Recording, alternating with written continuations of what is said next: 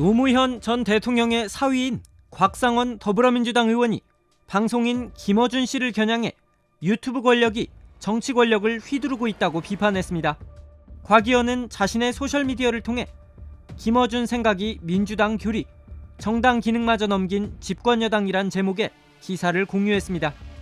해당 기사엔 김 씨의 유튜브 방송이 민주당 전당대회 경선 구도와 의제 설정에 영향력을 행사하고 있고 비판이나 견제가 어려운 신성 불가침의 영역이 됐다는 내용이 담겨 있습니다. 이를 두고 곽 의원은 유튜브 권력이 정치 권력을 휘두르고 있다. 특정인의 생각을 따르는 게 민주적 결정이라고 한다며 오랫동안 제가 가진 정치적 문제의식과 괴를 같이 한다고 지적했습니다. 그러면서 자신이 12년 전 작성했던 종교의 정치 참여란 제목의 글을 공유했습니다. 해당 글에서 곽 의원은 국가의 정치적 행위가 신의 이름으로 행해지는 것처럼 무서운 건 없다며 종교가 정치에 참여하는 걸 반대한다고 밝혔습니다. 정치인들과 여권 강성 지지층이 김 씨를 절대 지지하는 걸 우회적으로 비판한 걸로 풀이됩니다. 한편 김 씨의 유튜브 방송엔 작년 9월부터 올해 8월까지 약 1년간 민주당 166명의 의원 중 106명이 출연한 걸로 나타났습니다. 좀 심플하게 얘기하자면 곽상원 의원은 유튜브 채널이 뭐 굉장히 성장 많이 했죠. 그리고 많은 영향을 미치는 것도 이제 사실인 것 그걸 같고. 부정적으로 본다 이 뜻이죠. 예, 그래서 이제 네, 거기에 저는 매우 긍정으로 봅니다. 정치인들이 네. 많이 나가서 그 유튜브 채널의 어떤 뭐 성향이나 혹은 뭐 그 채널에서 얘기하는 것대로 너무 좀 끌려가는 것 아니냐 이런 제품. 그러니까 그게 네. 이상하다는 거죠. 네. 그렇게 보는 건 정말 자존감 없는 태도예요. 그러면 끌려가지 않는다라는 거예요? 아니면 그런 데서 형성된 담론을 우리가 적극적으로 수용하는 그게 게 문제가 아니고요. 그 없다는 거예요? 담론을 저 언론개혁의 경우 제가 형성했어요. 40년 동안. 네. 아무도 안티조선 운동하지 않을 때 네. 제가 안티조선 운동 조직 만들어서 대변인 했고요. 예. 예, 그리고 방송 3법 제가 과거에 다 한 거예요. 김재철 방지법으로 2012년에. 전 제가 담론을 만들었고 네. 그리고 그 담론이 전달되는 과정에서 소위 제도권 언론에서는 소위 진보 언론이라는 데도 그대로 보도를 안 해주고 꼭 요구를 하고 왜곡을 네. 하는데 네. 예를 들면 유튜브에 나가면 있는 그대로 다 나가죠. 다 나가니까 예. 나간 거예요. 그러니까 끌려다닌 게 아니라고. 그걸 끌려다닌다고 생각하는 그분이 저는 다시 살펴보라 이런 취지였어요. 왜냐하면 그걸 검찰개혁 보자고요. 그걸 추미애 위원장, 김용민 간사 등이 주도하는데 그분들이 뭘 끌려다녀요. 법무부 장관 한 분이 끌려다녀요. 내용을 본인이 가장 잘 아시는데. 김용민 의원은 검찰개혁의 상징인데 네. 의제를 던진 사람이에요. 그러니까 그런 것 자체가 현실과 동떨어진 인식을 가지고 있어요. 뭐 이런 거겠죠. 그러니까 뭐예요? 그 채널에 굉장히 적극적인 지지를 보내신 분들이 많이 모이는 건 사실이잖아요. 더 네. 집중적으로 많이 모이시고 네. 그러니까 그분들이 굉장히 단일한 목소리를 아마 그 채널에서 댓글을 통해서든 뭐 여러 이유로 많이 내시겠죠. 그리고 그 의견들이 그 진행자라든지 아니면 그 채널 전체에 이제 영향을 많이 미치는 것도 사실일 거고. 채널에는 영향을 미치겠죠. 네. 그런데 예를 들면 제가 예를 들어 드리는 거예요. 네. 만약에 김어준 씨가 제가 하는 방송 개혁이라든지 언론 개혁에 반대하면 제가 그 채널을 나가겠어요? 근데 이제 선거라는 게 다가오게 되면 많은 의원분들이 굉장히 아쉬운 일들이 많잖아요. 아니 근데 그것도 네.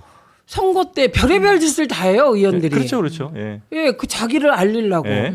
그런데 제일 구독자 수가 많고 예. 그리고 진보 성향의 구독자가 많은 곳에 나가서 자기를 알리는 게 왜 나빠요? 의원님의 말씀은 네. 어쨌든 이제 의정 활동을 하면서 내가 주도하고 있는 꼭 필요하다고 생각하는 개혁이나 정책에 대해서 가장 네. 적극적으로 홍보할 수 있는 창구고 또 그렇습니다. 소통할 수 있는 창구다. 이제 네, 그리고 그래서 우리가 어떻게 보면은 의원들이 그 공간을 활용하고 이용하는 거다. 그렇죠. 근데 이제 곽상원 의원의 이제 문제의식은 그런 것 같아요. 그러니까 뭔데요? 홍보 차원을 넘어서 네. 오히려 약간 주객이 좀 바뀌어서 그거 그 예를 네. 얘기하라고. 이제 예를 제 들면 오늘의 곽상원 핵심이 의원이 뭐냐면 제 핵심이 뭐냐면 오늘 내부 폐쇄망에서 한 게 그렇게 그건 그냥 욕이잖아요. 예. 예를 들면 유튜브 권력의 정치 권력이 휘둘린다. 이건 욕이에요. 그냥 욕. 비난인데 구체적으로 얘기를 해봐라. 그러니까 이제 제가 직접 얘기를 들긴 부적절할 것 같고 이제 네. 곽 의원이 페이스북에 얘가 뭐라고 있어야죠, 썼냐면 얘가. 그러니까 어쨌든 그러한 유튜브 언론사들이 정치 권력에 영향을 미치는 것을 넘어 공천에 관여하고 후보 결정에 개입을 한다. 뭔 소린데요? 그 네. 증거대보라고 하세요. 본인 공천받는 과정 공개해보라고 하세요.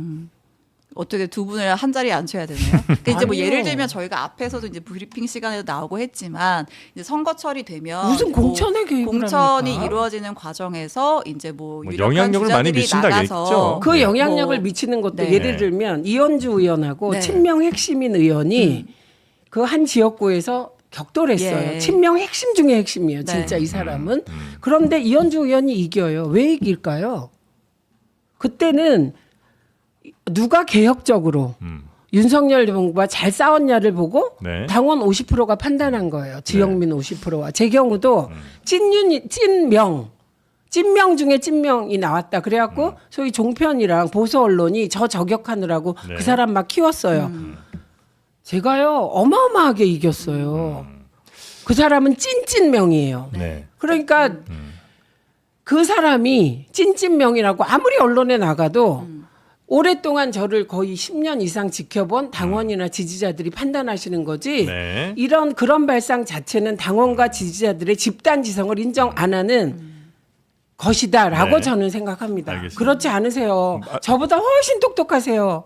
당원과 네. 지지자들이. 마찬가지로 그러면 뭐 저쪽에는 보수의 뭐 진성호, 이봉규, 신혜식 뭐 이런 분들도 이건 나가시라고. 꽤 큰 스피커들이 있잖아요. 네. 거기에서도 역시 마찬가지로 꽤 많은 영향력들 아마 행사하지 않겠습니까? 모르겠어요, 그건. 네, 뭐 그렇겠죠. 제가 모르죠. 제가 어떻게 하나 네, 뭐, 안 봐요. 네, 알겠습니다. 네. 그래서 이제 거기도 많은 영향력을 행사할 텐데 그래서 그들에 의해서 굉장히 극단적인 주장들이 더 많이 나오고 또 그런 극단적인 주장에 동의하는 사람들이 더 정치적 영향력 확대하고 뭐 그러잖아요. 예를 들면 뭐 그거 모르겠어요, 저는. 김민수 최고위원 같은 경우가 그건 객관적으로 틀린 거잖아요. 비상계엄을 부정하고 내란을 부정하고 이건 반민주잖아요. 그런데 뉴스공장에 김어준 씨가 내란 옹호했나요? 비상계엄 옹호했나요? 뭐 굳이 비판을 그쪽의 말을 빌어서 하자면 네. 김어준 씨가 부정선거 얘기했었잖아요. 그거 잘못한 거죠. 그러니까 그런 그거 잘못된 잘못한 건 주장도 잘못한 하잖아요. 거고 예를 들면 네. 김어준 씨가 황우석 줄기세포 때 네. 황우석 씨를 응원했잖아요. 네. 그때 민원연 사무총장인 저는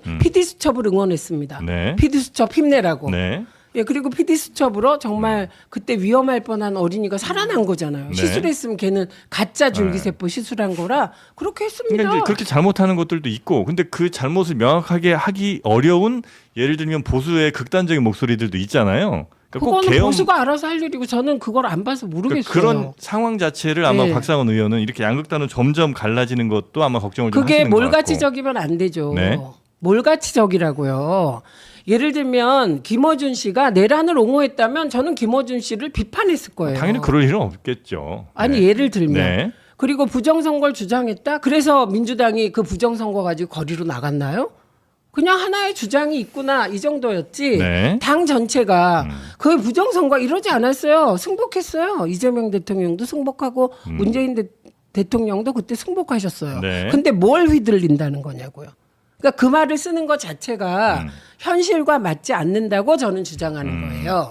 알겠습니다. 네. 그게 이제 양극단으로 점점 갈라지는 모습으로 나타난다고 아마 곽상원 의원은 걱정을 좀 아니 하시는 그러니까 것 그 같고. 인식이 틀렸다고요. 네, 그게 이제 틀렸다는 저는 이제 그렇게 생각해요. 하신다는 그리고 거고요. 그 말을 할 수 있어요. 네. 그러면 일단 계속 우리가 저는 뭐 그 이름을 쓰지 않았는데 이걸 가지고 언론이 이용하잖아요. 네. 민주당을 분열시키려고 하고 그러니까 밖에 대고 하지 말고 내부에서 먼저 토론하자고 했는데 그것까지 나가니까 이제 뭐 이건 뭐 아니 이제 그런 뭐 논의조차도 한번 다 같이 뭐 국민의 판단 한번 좀 들어보자 이렇게 해서 나중에 공개적으로 하실 수도 판단해야죠. 있겠죠. 그건 공개적인 형식이고 네. 폐쇄망은 폐쇄망이니까 자유롭게 얘기하는 거잖아요.